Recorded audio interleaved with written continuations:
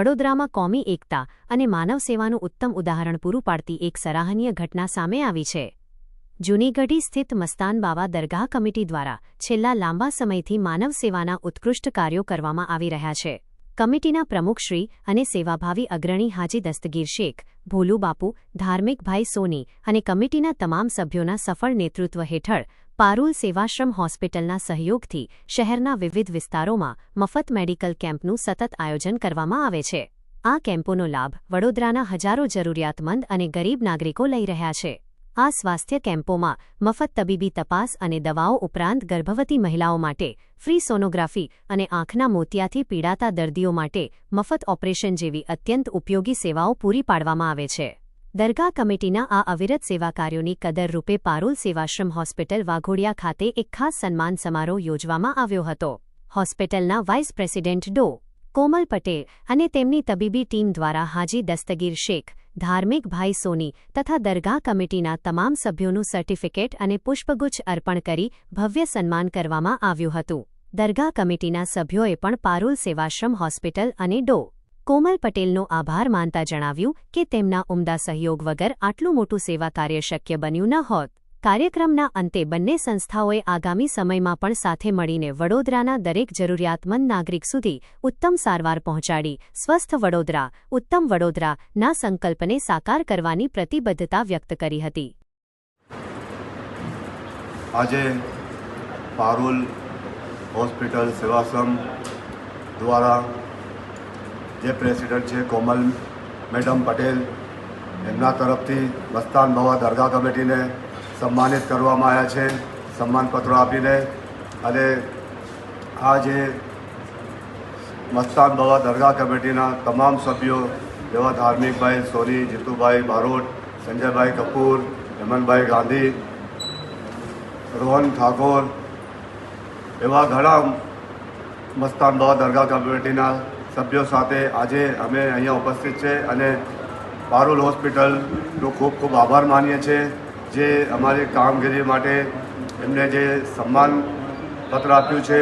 અને એ સન્માનપત્ર જે જુદા જુદા વિસ્તારો જે છે જે ફતેપુરા, હાથીખાન, ડુલુડિયાવાડ, નાગરવાડા, મચ્છીપીઠ, તાંદલિયા એવા ઘણા વિસ્તારોના આગેવાનો સાથે મળીને અમે જે મેડિકલ કેમ્પ રાખ્યા છે અને લોકોને સહાય આપી છે, એવી વારંવાર એવી જે ખિદમત કરે છે મસ્તાન બાવા દરગાહ કમિટી એ કરતા રહે એના માટે પણ એમને બાંયધરી આપી છે કે પારુલ હોસ્પિટલ હંમેશા અમારી સાથે મસ્તાન બાવા દરગાહ કમિટીની સાથે રહેશે અને લોકો સુધી જેટલી જરૂર હોય એટલી સહાય મેડિકલ કેમ્પ રાખીને લોકોને આપતા રહેશે.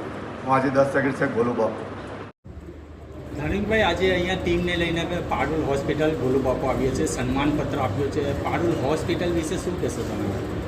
સૌપ્રથમ તો એ જણાવવા માંગીશ કે કેટલા ઘણા વર્ષોથી મસ્તાન બાવા દરગાહ કમિટી અને પારુલ હોસ્પિટલ એ ભેગા મળીને વડોદરા શહેરમાં ફ્રી મેડિકલ ચેકઅપનું કેમ્પ જે કરતા આવ્યા છે, તેના સન્માનમાં આજે પારુલ હોસ્પિટલે ધ્યાનમાં રાખીને મસ્તાન બાવા દરગાહ કમિટી અને ભોલુ બાપુને એક સન્માનપત્ર આપવામાં આવ્યું છે જે અમે કામ કર્યા છે અત્યાર સુધી પારુલ હોસ્પિટલની સાથે મળીને.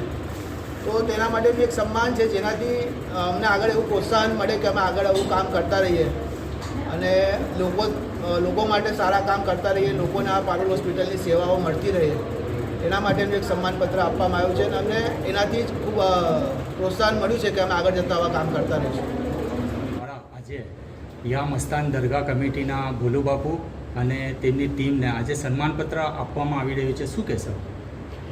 તો પારુલ સેવાશ્રમ હોસ્પિટલ ઘણા બધા ટાઈમથી એમની સાથે રહીને અને એમના સહકારથી અલગ અલગ કેમ્પ ઓર્ગેનાઇઝ કરી રહી છે. તો એમાં ભોલા બાપુ અને એમની જે આ કમિટી છે મસ્તાન બાવા દરગાહ કમિટી, એમનો બહુ જ મોટો ફાળો છે અને એના કારણે ઘણા બધા દર્દીઓ જેમને આ જરૂર છે, જે હેલ્થકેરની જરૂર છે, એની સુવિધા અમે એમના દ્વારા એમના સુધી પહોંચાડી શકીએ છીએ. અને એ કેમ્પમાંથી ઘણા બધા દર્દીઓ જેમને હોસ્પિટલમાં અહીંયા આવીને એની ફર્ધર સારવારની જરૂરત હોય છે, તો આ દર્દીઓ અહીંયા પારુલ સેવાશ્રમમાં આવે છે અને એમને ગવર્મેન્ટ યોજના અંતર્ગત ફ્રીમાં સારવારનો લાભ મળે છે. તો ભોલા બાપુ અને એમની મસ્તાન દરગાહ કમિટીનો આમાં બહુ જ મોટો ફાળો છે અને હું એમને ધન્યવાદ કહેવા માંગીશ કે આ એક સારા ઇનિશિયેટિવ માટે એમના કમિટીના બધા જ સભ્યો ભેગા મળીને જે સમાજ સેવાનું કાર્ય કરી રહ્યા છે એ બહુ જ ઉમદા છે અને ભવિષ્યમાં પણ અમે એમની સાથે જોડાઈને આવા બીજા કેમ્પ કરવામાં અમે એમનો પૂરેપૂરો સહકાર આપીશું. દરગાહ કમિટી અને હાજી દસ્તગીર શેખ ઉર્ફે ભોલુ બાપુ જે દરેક કાર્યમાં અગ્રેસર રહે છે, હવે આવા કયા એમને કામ કરવા જોઈએ એવો કોઈ મેસેજ એમના માટે?